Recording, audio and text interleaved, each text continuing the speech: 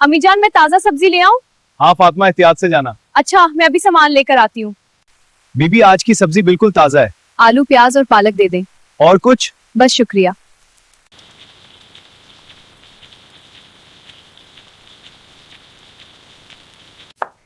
अम्मी जान, आज बारिश में गरम गरम पकोड़े बनेंगे।